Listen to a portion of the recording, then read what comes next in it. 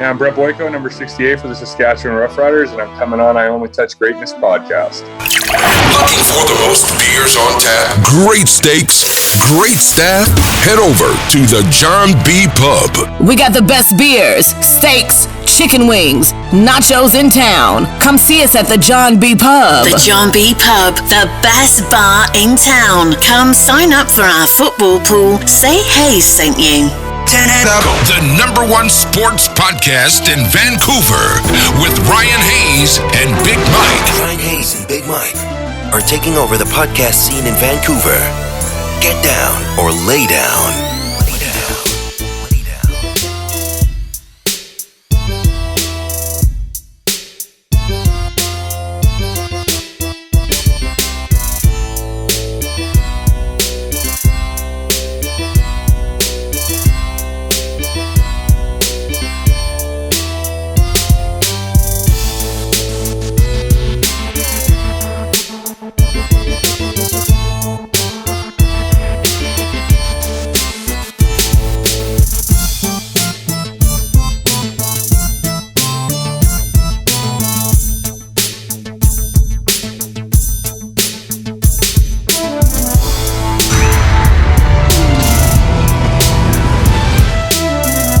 So, born in Saskatchewan. I'll never forget your parents' names either, just because exact same as my parents. Tell us a little about childhood and what sports you played and when you started playing football.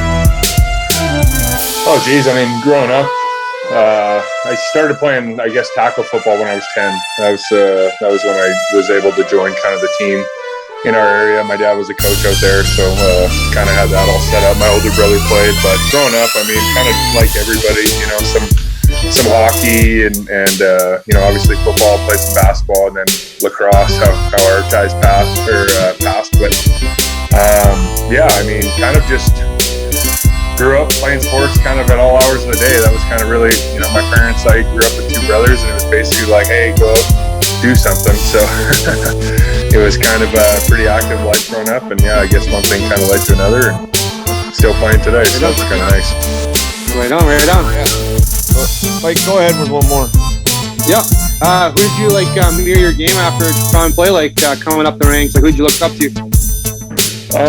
Well, I mean, I didn't play offensive line until I got to college, so for I guess from a true offensive line standpoint, it wasn't like I was younger really watching or paying much attention to it, but once I got to college, it was Joe Thomas. That was kind of the guy I wanted to be like, and I got some compliments that said we looked similar, so that was kind of I just kind of went with it, and that was the kind of guy obviously paid attention to and followed, and he was arguably the best to ever do it, so it was a good guy to kind of look up to. And even today, I still kind of watch videos of him and other guys as well. I mean, I was fortunate enough to play with a lot of great tackles and great offensive linemen to kind of help me along the way. But I think definitely in college, it was Joe. I was a big Joe Thomas fan. Okay, because you started off as a quarterback originally, right? I mean, kind of I guess if you count minor football, and then through high school, kind of played everything a little bit, and then predominantly linebacker and defensive end, and then I played some quarterback my senior year. I was a quarterback, so that was a fun year though. That's for damn sure. Yeah, you went and answered my question there. Would you say Joe Thomas being your sports hero kind of thing? I mean, definitely from I guess an offensive line standpoint. I mean, he was somebody who I was, I really wanted to meet and kind of emulate my game after. I mean, there was other guys, obviously, Lane Johnson. I mean, you got guys like Jason Peters who, kind of gave me pointers along the way while I was with the Eagles. And, Andrew Whitworth is another guy who I'm a big fan of. So there's, a lot of guys you can name, who are incredible talents. And so anytime you can kind of get some information from them, it helps a long way. Okay. Go ahead, Ray. Yeah. If you were having a dream dinner party and you could invite 3 famous people, dead or alive, who are you choosing? Jeez. Oh gosh, that's a tough one. Yeah, he gives you the tough ones. Yeah, no kidding. Gosh, well, I mean, I said Joe Thomas, so it'd be pretty cool to have have a meal with Joe Thomas. Gosh, but to go, there's a lot of really talented people out there. That's a tough question. I mean, obviously it'd be super cool to have, I guess like Michael Jordan. Yeah. You got to say, I mean, I would love to like hang out with Shaq for a day. Oh, there you go. That'd be something that's fun. And then I guess, I lost you there. And then I guess, maybe from a standpoint of not like, is it all athletes or no, whatever you want. For example, I go Tupac, Seth Rogen, and then Hulk Hogan. Ooh, that's good. Okay, so now I'm gonna change it a little bit. I'm gonna go with The Rock's got to be up there. Yeah. I'd like to hang out with The Rocks. I'm gonna say The Rock, Shaquille O'Neal, and I don't know. I mean, gosh, I'm just spitballing here, but maybe Gordon Ramsay. I'll hang out with Gordon Ramsay for a day. Sweet. I mean, I could probably think about it a little harder than this, but I think I'll go those three for now. Okay. And do you have any pregame rituals or routines? Pregame ritual. I mean, it's kind of just. I guess it's the same, kind of depending on what time we're playing. I get to the stadium about 3 hours early, and kind of hang out, relax a little bit. In terms of how I get ready, I guess it's the same. I always go out on the field a little bit early and kind of do like my warm-up ritual. That's kind of what I'll do, every day. I do it every day, practice games. I go out there a little bit early just to do my kind of warm-up routine and that's about it. And then get ready to play. When do you guys fly here? We'll be leaving tomorrow afternoon. Oh, okay. Yeah. I'll be I'm a season ticket holder for the Lions. So I'll be there row 2 screaming at you guys in the end zone. Oh, right on. I'll be cheering on the Lions, of course. Yeah, I mean that makes sense. I mean, I see you're also a diehard Seahawks fan in the back there too. So yeah, gotta be a bit of a homer, right? Yeah. Right. Well, I guess it's such a quick drive. That's what's nice about it. Yeah, 2 hours from door to door, pretty much. Hey, Ryan, no matter what, Lions fan or not, you got to give it to the Rough Riders. They usually have just as many fans in the stands. Yes, and that's why I can't stand it. Yeah, I can't stand it. I can't stand the watermelon heads. Like, come on. I love it. So after your college career, you signed on with the Eagles and then on to San Diego or LA for a bit. Tell us a little bit about time in the NFL.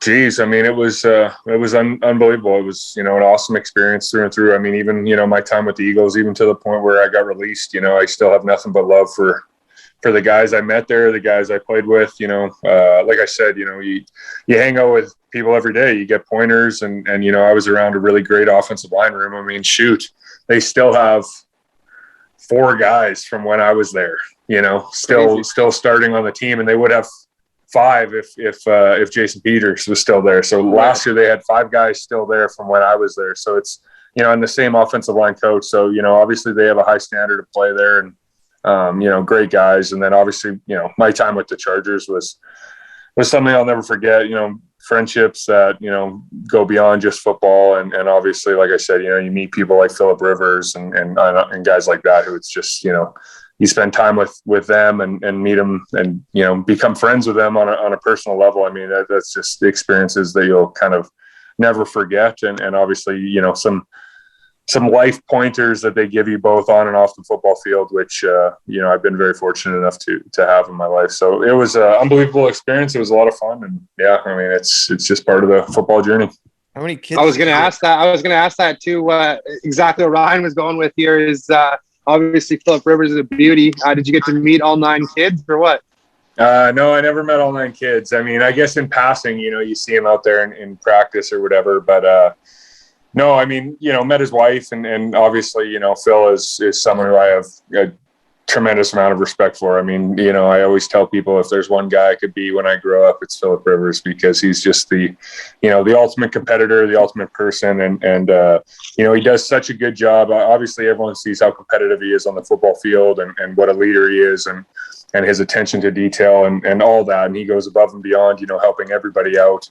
But, he's such a family man and such a good guy off the field that, he's the total package. And yeah, I love me some Phillip Rivers. That's for sure. All right. And after a short stint here with the BC Lions, you finally got to go home, play for the Rough Riders this year. How pumped were you for that? Yeah, I mean, it was exciting. You know, obviously last year with there being no football, I mean, everything's kind of up in the air, and you're kind of wondering what's going to happen and whatnot. But you know, the opportunity came, and you know, it was a chance for me to come play here. And you know, this is, you know, the best organization in the CFL. I mean, you can argue with anybody you want, but this is you know, this is it. So it's pretty cool to be here. Obviously, from the top down, it's nice. You know, the facility, everything. I mean, it's you know, it's top notch. So I'm definitely happy to be here. Getting your family and friends in the stands too. That's always nice. Yeah, you know, that's like you know, that's an added bonus. Is, you know, it's so close. Like, I mean, I grew up 2.5 hours away from here, so they've been coming to the home games and stuff like that. So it's nice, and you get to see people, you know, and whatnot. And yeah, it's just you know, it's a dream come true in a sense. Is it true that the mosquitoes are the size of hummingbirds? Yeah, the mosquitoes, actually, you know, the mosquitoes weren't that bad this year. I didn't think they were that bad. Obviously, we had some COVID protocols and stuff like that. So through the summer with training camp and stuff, we were kind of, you know, basically in self-isolation. So maybe that helped, you know, not going to the lakes and stuff every weekend. You're kind of avoiding them. We did have grasshoppers this year, though, and they were, you know. Annoying. Yeah, exactly. Very annoying. If you could play any other sport professionally, what would it be? Oh gosh. I mean, I always, you know, I love hockey. I really do. I mean, I'd love to play pro basketball too. I mean, I'd love to be a professional golfer, but I think growing up kind of, and who I was, and I guess who I am, I would probably say if I could do another sport, it'd be professional hockey. But, you know, now after, you know, playing football as long as I have, and the body's as beat up as it is, you know, golf would be up there too. Yeah, I hear you. Well, you were a hell of a lacrosse player back in the day. I know that. You dominated at nationals. So, I mean, lacrosse has no money in it, though. We all know that. Yeah. No, I mean, I would love to. You know, I always joke around and say, like, maybe when I'm done, I'll try and, you know, pick up a stick again. I mean, it's been a while since I even played, you know, even just catch. I mean, I have my lacrosse stick travels with me everywhere, but not a lot of other people carry theirs around with them, too. So kind of just hangs out with me. But, yeah, I mean, I miss lacrosse. I mean, there was one sport that, you know, I really loved, and you know, just being able to actually, you know, it's different. It's a different vibe. And, you know, obviously I love football, but playing offensive line, you know, you don't get the ball and you kind of, you know, get excited about a different aspect of the game. But when you get the ball in your hands and you can score in lacrosse, I mean, those are some memories I'll never forget. Mike doesn't know how to score in lacrosse. He was a stud back in the day. Yeah, the hands aren't as good anymore. Back in the day, that's for damn sure. Yeah, you ever come play? Mike will try to find room on his team. Oh yeah, absolutely. If you had to sing one karaoke song for $1,000 prize, let's say, what song are you singing?